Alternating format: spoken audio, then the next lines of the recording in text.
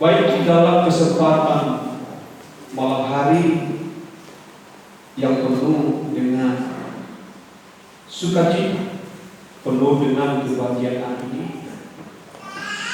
kita belajar bagaimana membuat yang terbaik bagi Tuhan. Sebab apapun yang kita perbuat belum seperti apa yang diperbuat Tuhan bagi kita. Apalagi kita tidak ada yang kita perbuat. Maka untuk itulah kita hari ini belajar bagaimana melakukan apa yang ketiga, apa yang terbaik bagi Dia. Maka untuk itu kita akan membuka hati kita mendengar firman Allah.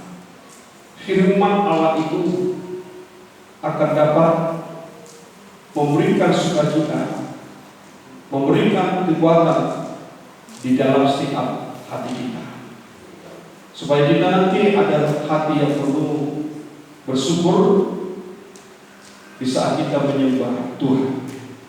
Penyembahan ini menjadi satu penyembahan yang berkenan di hati Tuhan, menjadi satu penyembahan yang menyenangkan Tuhan. Sebab itulah yang harus kita perbuat. Maka kita akan lebih dulu mendengarkan firman Tuhan, untuk nantinya kita dapat sujud menyembah Dia. Di dalam kitab Mazmur pasal 103 ayat yang ke-11, saya kembali ajak kita melihat pernyataan Daud yang mengatakan bahwa Allah itu yang berlimpah kasih setia dan kasih sayang. Tetapi nanti kita akan melihat kepada siapa kasih sayang itu. Dan inilah yang ingin kita lihat dalam firman Allah yang kita akan terima dari Tuhan saat ini. Mari kita baca di dalam Mazmur 103 ayat yang ke-11. Puji Tuhan. Ya, Demikian firman Tuhan. Tetapi setinggi langit di atas bumi, ya, demikian besarnya kasih setianya atas orang-orang yang takut akan Dia. ya, tetapi setinggi langit di atas bumi, demikian besarnya kasih setianya atas orang-orang yang takut akan Dia. Bicara tentang setinggi langit di atas dengan bumi, tidak ada satupun kehidupan manusia yang belum menjangkau dengan ketentuan yang pasti bagaimana ukuran langit dan bumi itu. Artinya tidak satupun kehidupan manusia yang dapat menjangkau kasih setia Tuhan. Setinggi langit dari bumi, artinya kasih Allah itu takkan pernah dihabiskan. Dan tidak bisa satupun manusia menilai atau mengukur kasih itu. Daud menyatakan itu sebenarnya, supaya kita juga dapat mengalami apa yang dialami oleh Daud ini dalam kehidupannya. Kita tidak boleh hanya sebagai kehidupan anak Tuhan, tetapi kita tidak melihat kebesaran, kehebatan, ataupun keagungan kasih setia Tuhan, supaya kita bisa melakukan apa yang dilakukan oleh Daud terhadap Allah yang disembah. Sebab kalau kita melihat satu yang dikasih Tuhan, Daud dapat merenungkan di dalam hatinya bagaimana kasih Allah itu yang melimpah-limpah dalam kehidupannya. Bahkan dia mengatakan, sejauh tinggi, sejauh langit dari bumi, aku tidak bisa mengukur kasih Allah itu. Sebab Daud merasakan kasih Allah itu melampaui apa yang dia pikirkan. Itu artinya kasih setia Allah setinggi langit ke bumi. Artinya Daud merasakan, Daud memiliki satu pengalaman dalam kehidupannya bahwa kasih setia Allah itu benar-benar melampaui apa yang dia pikirkan. Bahkan dia tidak dapat memikirkan kebesaran, keagungan kasih Allah dalam kehidupannya. Maka dia tak pernah berhenti-henti bersyukur kepada Tuhan. Dia selalu memuji Allahnya, dia selalu mengagungkan Allahnya dalam kehidupannya, sebab dia merasakan dengan apa dia membalaskan kasihnya Allah dalam kehidupan firman-Nya, karena saking begitu besarnya kasih Allah itu yang dialami. Kita juga merasakan hal itu, tetapi kita tidak bisa menunjukkan itu. Seandainya kita bisa menyatakan dan menunjukkan itu dalam kehidupan kita, pasti kita akan bisa memiliki pengalaman dalam kehidupannya. Bagaimana dia melakukan yang terbaik bagi Tuhannya, bagaimana dia berusaha menyenangkan hati Tuhannya, bagaimana dia menghormati Allah dalam kehidupannya, bagaimana Daud berbuat yang terbaik bagi Tuhan. Karena dia sadar kasih setia Allah melampaui akal pikirnya. Kalau kita mengakui kasih Allah yang kita terima melampaui apa yang kita pikirkan, kita harus mampu berbuat yang terbaik bagi Tuhan. Kita harus belajar melakukan apa yang senantiasa menyenangkan hatinya Tuhan. Nah, di sini Daud berkata, kasih setia Allah yang setinggi langit di atas ke bumi, kepada siapakah itu diperbuat Allah. Ini yang menjadi satu perenungan di dalam hati kita malam ini untuk nanti membawa kita menyembah Tuhan. Di sini ada perkataan Daud atas orang-orang yang takut akan Dia. Jadi bukan kepada semua kasih setia itu berlaku, tetapi kepada orang-orang yang takut akan Tuhan. Tetapi bagaimana kita bisa menunjukkan hati kita takut akan Tuhan?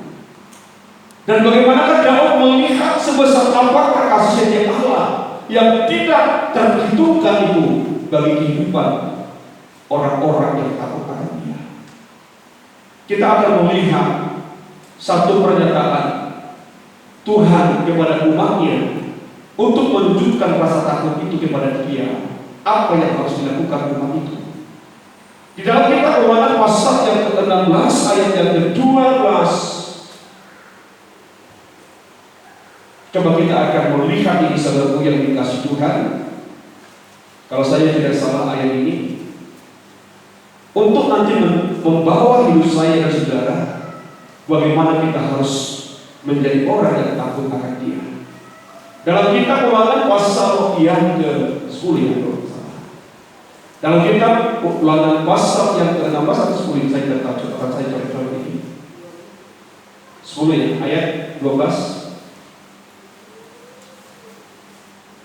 Coba kita baca terus ya. Ya. Maka sekarang, hai orang Israel, Ya, apakah yang diminta daripadamu oleh Tuhan? apa yang diminta Tuhan daripadamu? Ya, terus ya. Ya. Selain dari takut akan Tuhan Allahmu. Selain dari takut akan Tuhan Allahmu. Terus Hidup menurut segala jalan yang ditentukannya. hidup menurut segala yang ditentukannya. Terus kan? Ya. Mengasihi Dia. Ya.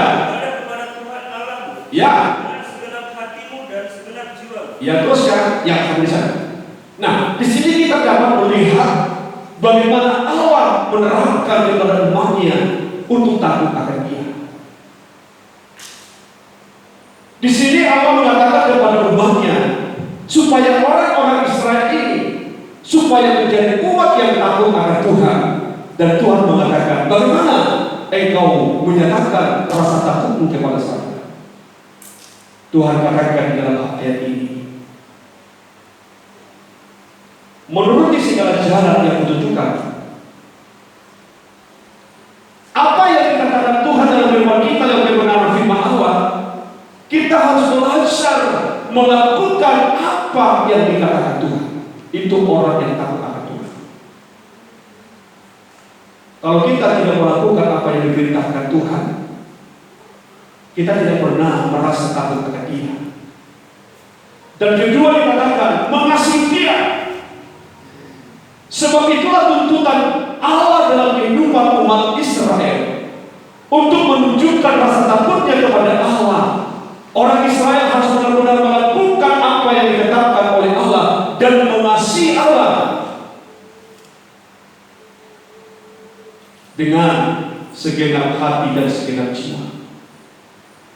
Itu rasa takut kepada Allah.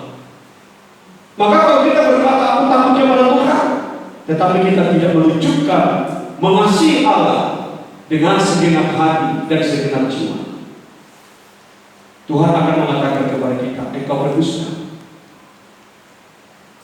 engkau menipu aku, sebab engkau tidak benar pernah mengasihi aku. Dan dikatakan di sini, beribadah kepada Tuhan Allah. Ibadah semacam yang kita lakukan ini, itu menunjukkan rasa takut kita kepada Tuhan apabila ibadah kita menjadi ibadah yang kita lakukan dengan segenap hati dan segenap jiwa. Sebenarnya Tuhan tidak hanya semata-mata melihat tubuh kita ada di sini. Mungkin saudara memiliki tubuh ada di dalam ibadah, tetapi Tuhan ingin melihat hati saya, ingin melihat jiwa kita ini. Di saat kita beribadah semacam ini, adakah kita beribadah dengan hati yang tulus? Adakah kita beribadah kepada Tuhan dengan segenap jiwa kita? Itu salah satu menunjukkan rasa takut kita kepada Tuhan. Sebab banyak kehidupan manusia atau kehidupan anak-anak Tuhan, di saat dia beribadah kepada Allahnya, tetapi tidak menunjukkan rasa takutnya kepada Tuhan. Tetapi Allah mengatakan, bagaimana engkau bisa menunjukkan rasa takutmu kepada aku? Maka aku berkata kepadamu, beribadahlah engkau dengan segenap hati dan segenap jiwamu. Satu saat nanti ibadah kita kalau tidak ibadah yang disertai dengan segenap hati, kita akan bosan beribadah. Kita akan jenuh. Dan kenyataan itu saudara sudah kita banyak lihat di tengah kehidupan orang Kristen yang beriman. Semakin hari kehidupan orang Kristen itu tidak lagi ada rasa kerinduan untuk beribadah kepada Tuhan. Sebab apa? Sebab ibadah yang dilakukan selama ia beribadah kepada Allahnya bukan ibadah yang disertai dengan hati yang tulus dan juga hati dan segenap jiwa. Maka ibadah itu akan menjadi kebiasaan. Saya mau katakan kepada kita semua sedang jemaat Tuhan di tempat ini, segala sesuatu yang kita lakukan dengan kebiasaan akan bermuara, berujung kepada kejenuhan. Ingat, saya juga kalau melayani tidak segenap hati dan segenap jiwa, satu waktu nanti akan bosan melayani. Maka tidak sedikit sekarang hamba Tuhan tidak lagi menghargai pelayanan. Tidak sedikit lagi sekarang hamba Tuhan motivasi untuk melayani Tuhan sudah berbeda dengan apa yang menjadi kehendak Allah dalam kehidupannya. Mengapa itu? Karena melayani beribadah tidak segenap hati dan segenap jiwa. Maka arahnya adalah kebosanan, arahnya adalah kejenuhan. Tapi Daud berkata, kalau kita beribadah pada Tuhan, selalu ada rasa takut kita kepada Dia, maka ibadah kita tidak akan pernah disertai dengan persungutan. Ibadah kita tak pernah disertai dengan kemunafikan. Ibadah kita tak pernah disertai dengan kebosanan. Tetapi ibadah kita akan senantiasa disertai dengan kerinduan. Daud berkata di dalam kitabnya, lebih baik aku 1 hari di rumah Tuhan daripada 1000 hari di tempat lain. Artinya ada hati yang selalu rindu beribadah kepada Tuhan. Karena apa? Karena dia tahu di saat dia datang kepada Allahnya, dia selalu datang dengan segenap hati, dia selalu datang dengan segenap jiwa. Karena apa? Karena ada rasa takut akan Tuhan, akan hatinya. Maka kalau kita datang kepada Tuhan tanpa disertai dengan rasa takut akan Tuhan, hanya Tuhan yang tahu, dan Tuhan yang membuat kita akan jenuh beribadah kepada Dia. Tapi biarlah Tuhan menolong kita, biar Tuhan yang membela kita. Tapi yang pasti Daud berkata, kasih setia Tuhan yang setinggi langit dengan bumi itu hanya untuk orang-orang yang takut akan Tuhan. Daud tidak menulis secara spesifik di dalam kitab itu, tapi saya percaya Daud mengajarkan itu kepada anak ini, bukan kepada anak ini, kepada anak kandungnya. Salomo ada seorang anak yang meneruskan pemerintahan yang dipercayakan Allah kepada Daud. Daud memberikan pesan, tidak ada yang lain. Engkau harus takut akan Tuhan. Maka disitulah Salomo menuliskan apa berkah sebenarnya orang yang takut akan Tuhan. Coba kita akan masuk di dalam Amsal 14 ayat 26 dan ayat 27. Supaya nanti kita dapat bersyukur dan melakukan apa yang dapat kita lakukan yang terbaik bagi Tuhan, yaitu menjadi orang yang takut akan Tuhan. Baik, kita akan lihat di dalam Amsal pasal 15 ayat 26. Perhatikan baik, puji Tuhan teruskan. Ya. Dalam takut akan Tuhan, ya, ada ketenteraman yang besar. Ya, teruskan. Bahkan ada perlindungan bagi anak. Dalam takut akan Tuhan. Salomo menuliskan itu saudara yang dikasih Tuhan, sebab dia belajar melakukan pesan orang tua, pesan dari bapaknya yang berkata, hai anakku, jika engkau nanti memegang pemerintahan ini, aku minta kepadamu, hendaklah engkau menjadi raja yang takut akan Tuhan. Jadi orang yang takut akan Tuhan tak pernah batu dalam hidup. Asalkan takut akan Tuhan. Sebab apa yang dikatakan oleh Tuhan di dalam ayat ini, dalam takut akan Tuhan ada ketenteraman dalam hati kita, ada ketenteraman dalam jiwa kita, ada ketenteraman dalam kehidupan kita, ada ketenteraman dalam nikah kita, ada ketenteraman dalam keluarga kita. Dan Tuhan katakan, sampai aku akan menjadikan perlindungan bagi anak-anak. Itu hal yang sangat begitu luar biasa. Dan itulah yang dilihat oleh Daud dalam kehidupannya, bahwa kasih setia Allah itu setinggi langit dengan bumi. Dia tidak bisa menjangkau kebesaran kasih setia Allah. Dan saya juga merasakan, setiap orang yang merasakan takut akan Tuhan akan bersyukur kepada Dia. Maka saya mengatakan kepada jemaat di tempat ini, mari belajar menjadi satu kehidupan yang benar-benar takut akan Tuhan.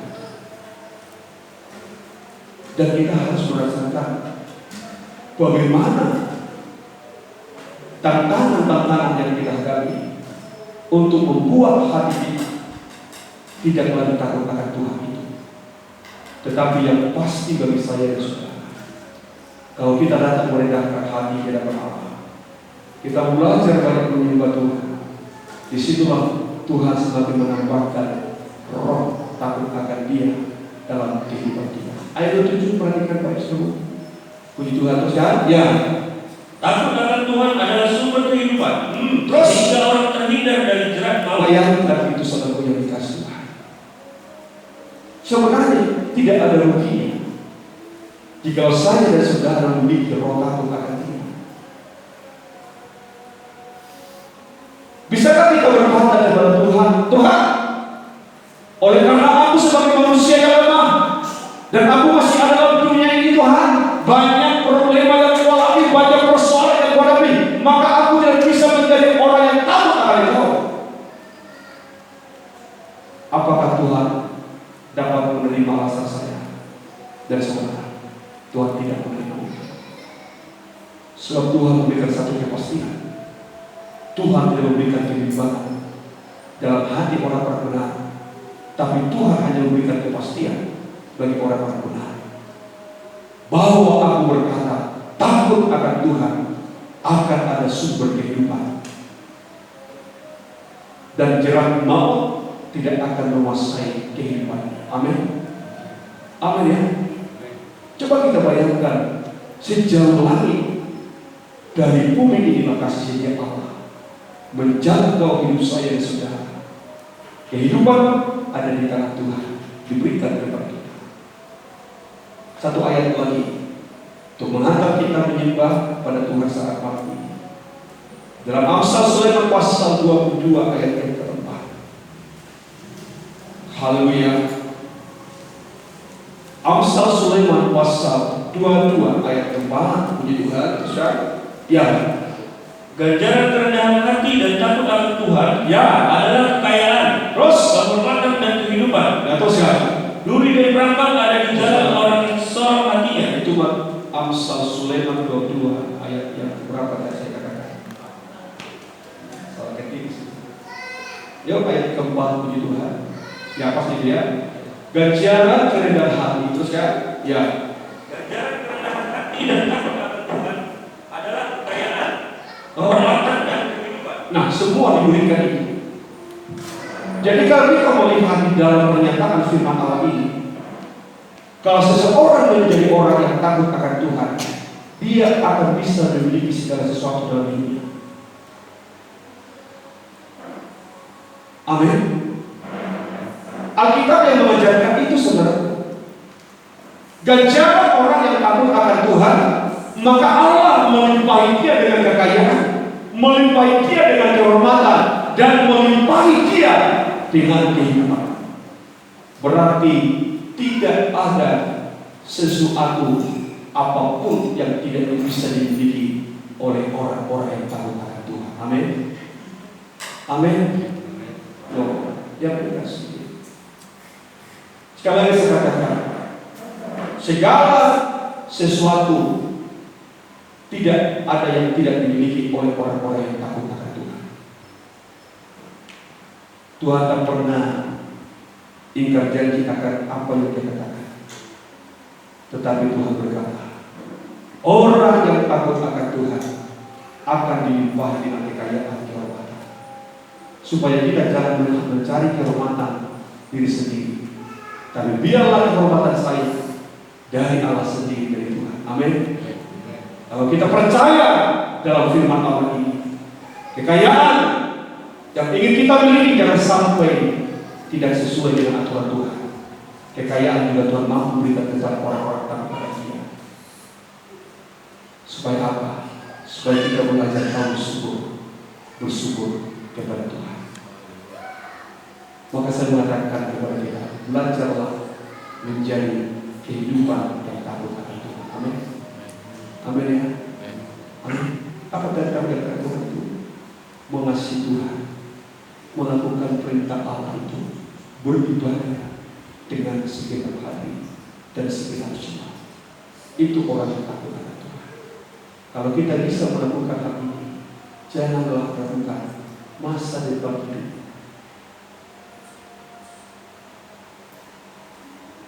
Manusia yang sangat sulit dibuat berpikir. Kalau Tuhan berkata, lihat kepada kuasa yang bumi ini, kita harus mampu melihat itu. Amin. Terlalu banyak manusia yang ini memakai logika sendiri, memakai pikiran sendiri. Tetapi aku berkata, hanya takut akan Tuhan. Saya juga berkata, asalkan takut akan Tuhan, jangan akan apa yang kau inginkan. Pasti Tuhan dapat berikan kepada kita. Daud merasakan hal itu. Selama Daud menjadi orang yang takut akan Tuhan, Tuhan melimpahkan apa yang ada dalam hidupnya. Tetapi setelah Saul jatuh dalam dosa penyembahan berhala, maka dia melahirkan seorang anak Rehabeam. Sejak dari situlah Tuhan tidak lagi menyatakan kasih setia bagi umatnya. Tapi selama Daud selalu takut akan Tuhan, Tuhan selalu menunjukkan kasih setia dan kasih sayang kepada umatnya. Saya melihat di situ, memang orang yang takut akan Tuhan akan tetap berpelihara. Kita tutup kita menghadap kepada